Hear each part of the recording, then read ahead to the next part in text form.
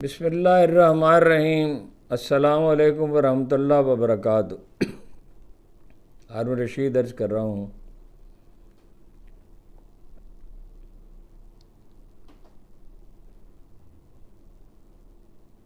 वही कशमकश है और ख़त्म होने में नहीं आती और अभी ख़त्म होगी भी नहीं। देखिए, एक उसका 21 लाख रुपए का बिल आया पख्तूनख्वा के गवर्नर का, फैसल करीम कुंडी का। उन्होंने अपने घर को सरकारी घर करार दे दिया। ये बिदअत भुट्टो ने शुरू की थी, अगरचे उन्होंने सिर्फ 5 लाख रुपए खर्च किए थे कि आज के हिसाब से वो 5 करोड़ के बराबर होंगे। उन्होंने अपने कराची के घर को सरकारी घर करार दे दिया। उसके बाद अरबों रुपए इस पर लुट चुके हैं। शहबाज शरीफ साहब के 3-4 घर होते हैं, उसमें शरीफ खान नवाज शरीफ के ख़ानदान के और एक्सटेंडेड फैमिली पूरी जितनी है सबके अखराजात पूरे होते हैं। चाय का एक पैकेट भी नहीं ख़रीदा जाता। ईवान सदर के अखराजात में 1 अरब रुपए का इजाफा हो गया। 34 करोड़ रुपए नवाज शरीफ साहब के, शहबाज शरीफ साहब के दफ्तर की आराइश पे 34 करोड़ रुपए। यू इमेजिन, जो मुल्क एक डॉलर को तरस रहा है, जिसमें 1 अरब रुपए अपना काकड़ साहब ने ज़ाया कर दिया। कोरिया से गंदम मंगवा ली, लोगों को गंदी ख़राब गंदम भी खिलाई, लोगों की सेहत भी बर्बाद की, 1 अरब डॉलर भी बर्बाद किए। भीख का कशकोल लिए खड़े हैं। चीन नाखुश है। अमेरिकी कांग्रेस ने, अमेरिकी इस्टेब्लिशमेंट कितना भी इनकी मदद करना चाहती हो, आखिरी हुकूमत उन्हीं ने बनवाई है, कितनी भी इनकी मदद करना चाहती हो, लेकिन जाहिर है कि राय आमा अमेरिका में अहमियत रखती है और पाकिस्तानियों ने वहाँ लॉबिंग की और इंटरनेशनल मीडिया ने भी उजागर किया कि इलेक्शन तो हुए ही नहीं। यानी इलेक्शन हुए जो, उसमें जो पार्टी जीती है उसको इक़्तिदार नहीं दिया गया, और जीती भी जो 2/3 मेजॉरिटी से है और बेशुमार पाबंदियों के बावजूद, और जो नहीं जीते उनको दे दिया गया। ये एक गठजोड़ है। अदालतों में इंसाफ का कत्लेआम हो रहा है, अगरचे कुछ जज हजरात उठ खड़े हुए हैं, लेकिन अभी तक इनका ये ख्याल है कि 17 सीटों वाली पार्टी और 17 बिलियन डॉलर की बरात हासिल करने वाली अशराफिया, जो एक बसियो अरीज़ है, यानी एक प्रॉपर्टी डीलर मलिक रियाज नहीं है, ऐसे दर्जनों हैं और मज़ीद उभर रहे हैं। और वो उभर के इनकी सरपरस्ती और मदद में रहे हैं, वो सब जानते हैं। और नून लीग है और पीपल्स पार्टी है, और इसमें वकील जो हैं वो दम साधे हुए बैठे थे अब तक। तो अब बड़ी मुश्किल से अहमद खान साहब ने एक बयान जारी किया, कौम पे एहसान फरमाया है कि जिन लोगों को ये लड़ाई लड़नी है वो नहीं लड़ रहे। पार्टी जो है, जो मकबूल पार्टी है और जो हफ्तों में इसका फैसला कर सकती थी, मगर उसकी तंजीम होती तो करती ना, और उसमें लोग एक दूसरे से लड़ रहे हैं, वो अपनी जगह बना रहे हैं। अब बिल्कुल सादा सी बात यह है कि या तो आप अपना काम कर लें, अपना ओहदा ले लें, अपनी हैसियत मनवा लें, अपनी चौधराहट कायम कर लें, अपना रुपया कमा लें, अपने ताल्लुकात वसी कर लें, अपनी समाजी हैसियत बेहतर बना, या मुल्क की खिदमत कर लें। इस वक्त दो चॉइस नहीं। वो कायद आज़म की हालत ये थी कि लाहौर आते हुए एक स्टेशन पर खिताब करना पड़ा। आमतौर पर अवॉइड करते थे, तो इतने एनर्जी थी कि उस तकरीर के बाद वो बेहोश हो गए थे। मुल्क इस तरह नहीं बन गया है। इसी कैफियत से इकबाल गुजरे, इसी कैफियत बहुत लोगों ने कुर्बानियाँ दी तो ये मुल्क बना है। और अब इसको हवाले कर दिया भेड़ियों के, और ये समझ रहे हैं कि ये अपना रोने पीटने से मसला हल हो जाएगा। रोने पीटने से दुनिया में कभी कोई मसला हल नहीं हुआ।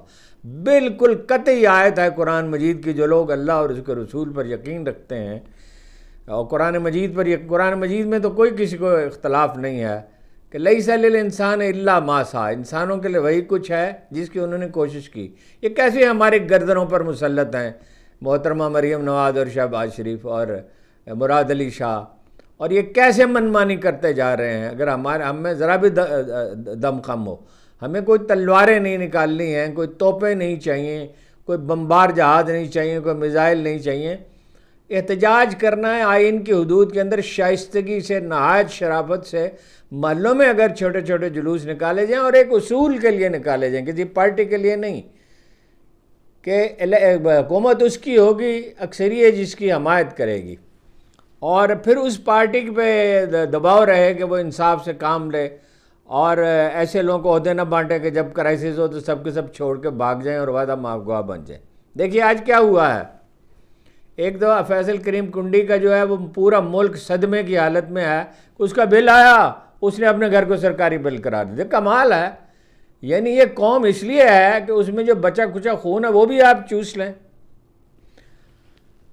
पंजाब असम्बली के इजलास में शिरकत के लिए आने वाले पीटीआई के जो अरकान हैं, जिनको अब सुन्नी इत्तेहाद कौंसिल के मेंबर कहा जाता है, उनको मरकज़ी दरवाजे पर रोक दिया। वजह क्या है कि कल वज़ीर आला की शान में गुस्ताखी की गई। वो उन पर एतराज़ न करें, फरमाते हैं वो हमारी रेड लाइन है। कुरान मजीद है, कोई ज़ात ग्रामी है, कोई किसी मतलब ये कि कोई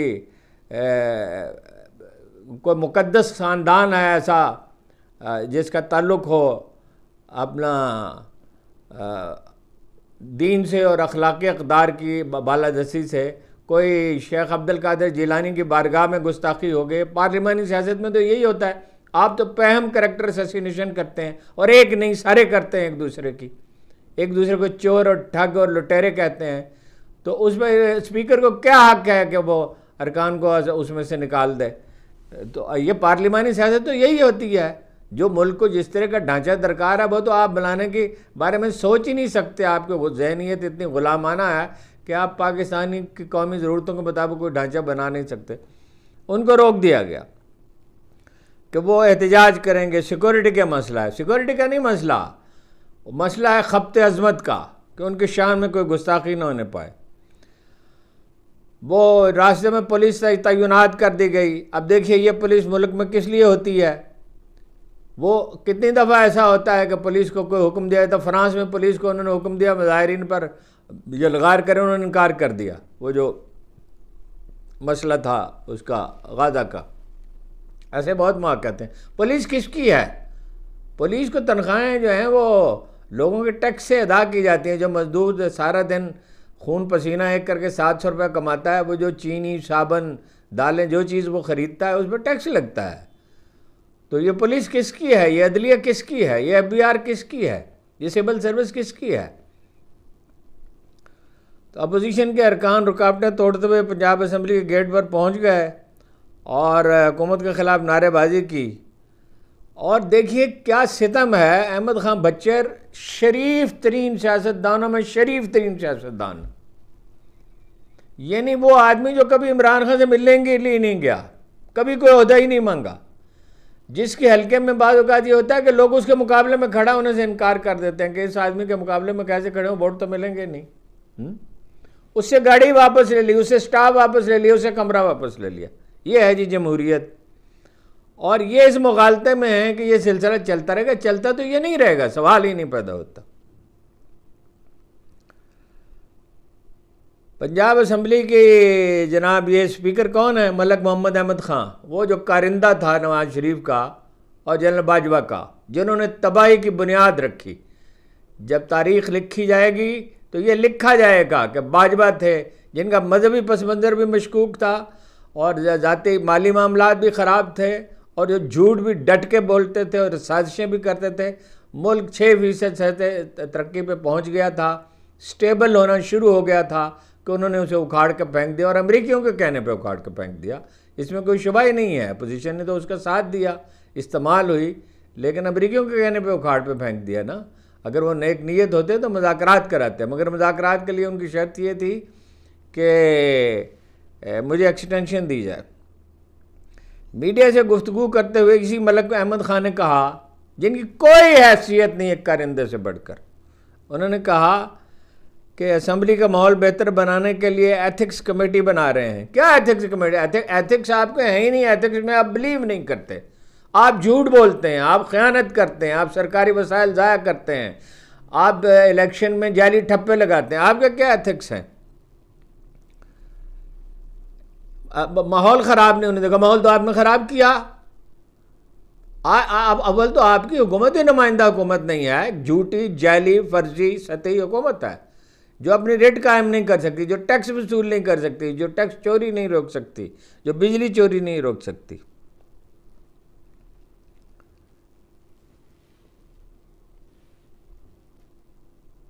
ये तो जनाब पंजाब असम्बली की सूरत हाल है। उधर जनाब काजी साहब डटे हुए हैं, फ़ाइज़ ईसा साहब, मैं माफ़ी चाहता हूँ, लेकिन ये ना वो गवाहों को बोलने देते हैं, ना वकीलों को बोलने देते हैं, ना साथी जजों को बोलने देते हैं।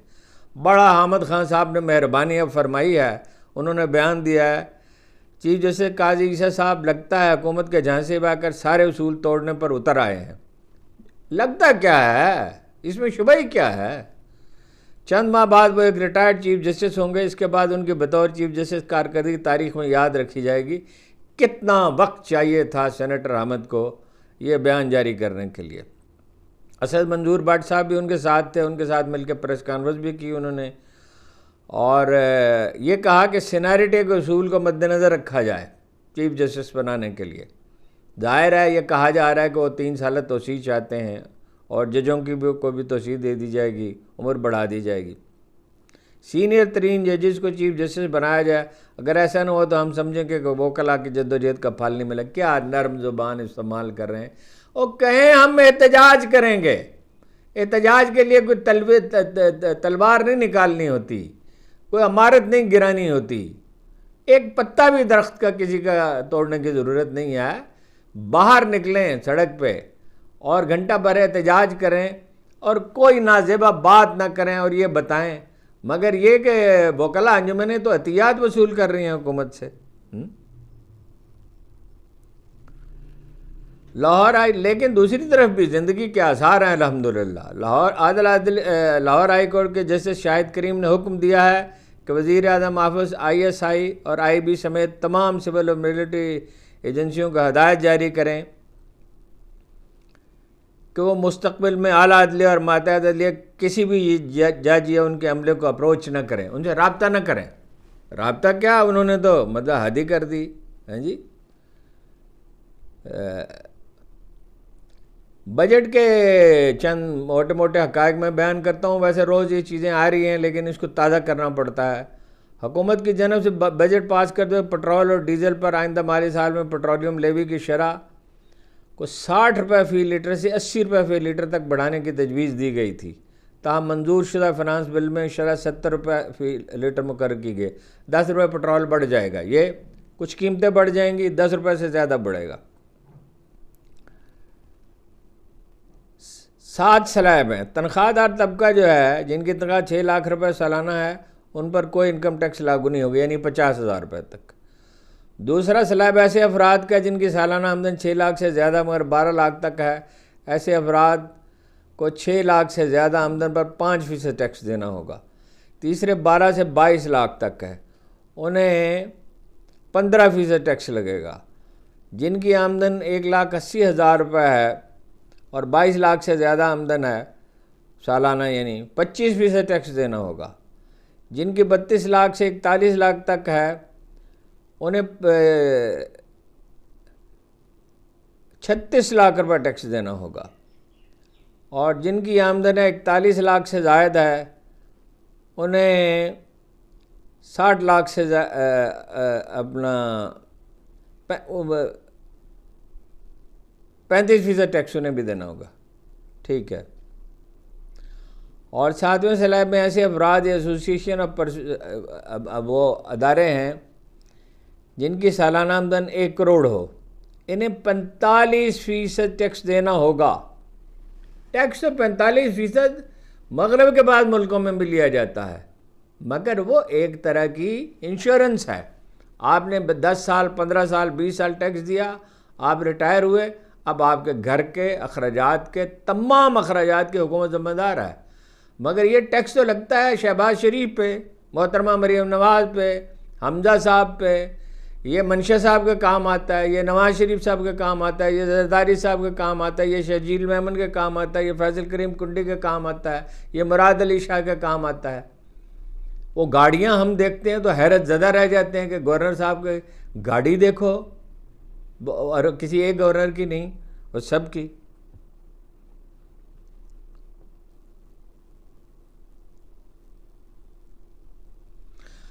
पार्टी में धड़ेबंदी है और उसमें मुझे अफसोस से कहना पड़ता है, मैं कहना नहीं चाहता था, सबसे अफसोसनाक किरदार इस वक्त अदा कर रहे हैं, पता नहीं वो दानिस्ता कर रहे हैं ना दानिस्ता कर रहे हैं, फवाद चौधरी साहब।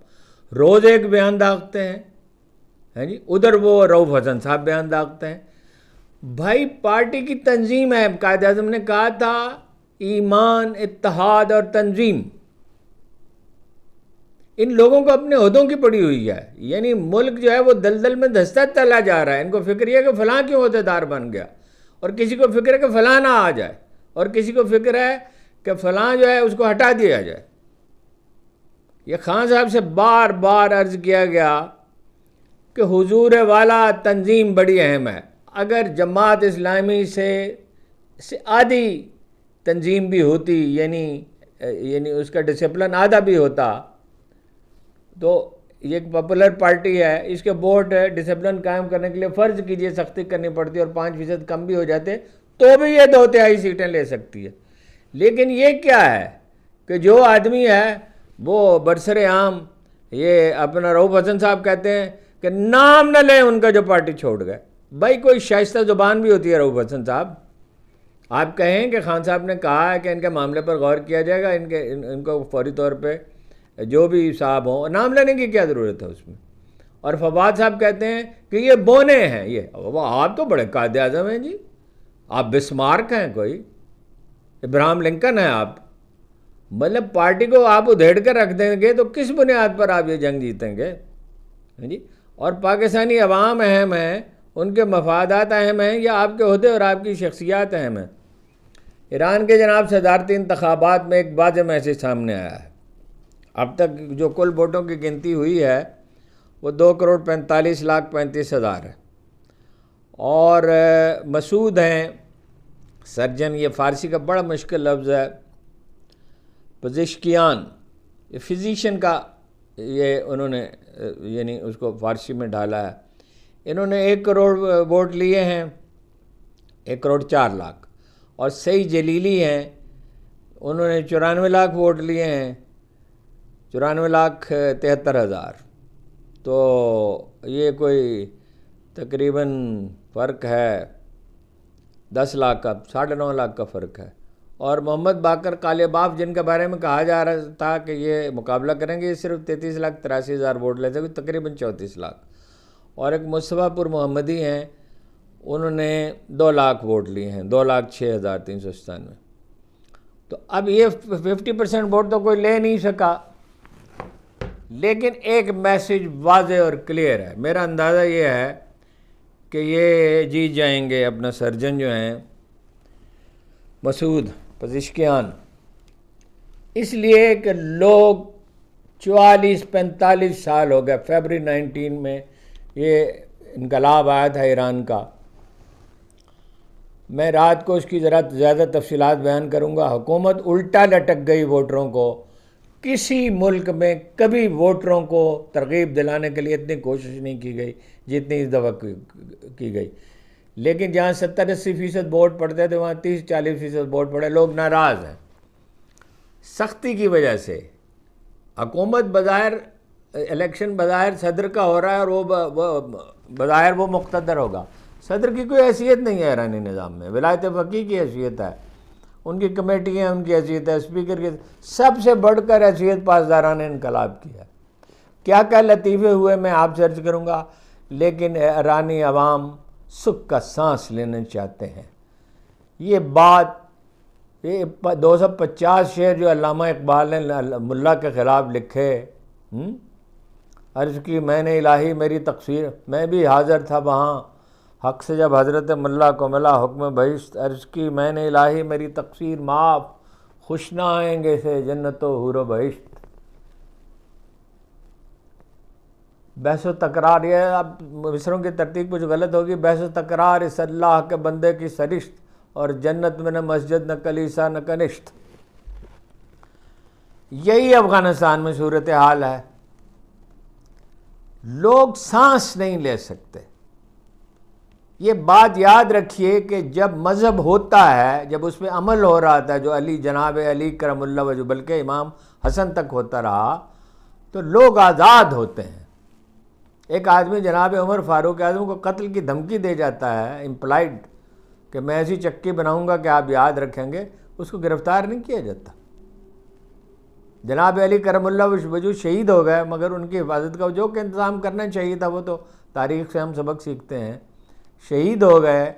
मगर ये है कि वो एक आम आदमी से भी कमतर वसाइल पर ज़िंदगी गुजारते थे सारे खुलफाए राशिदीन।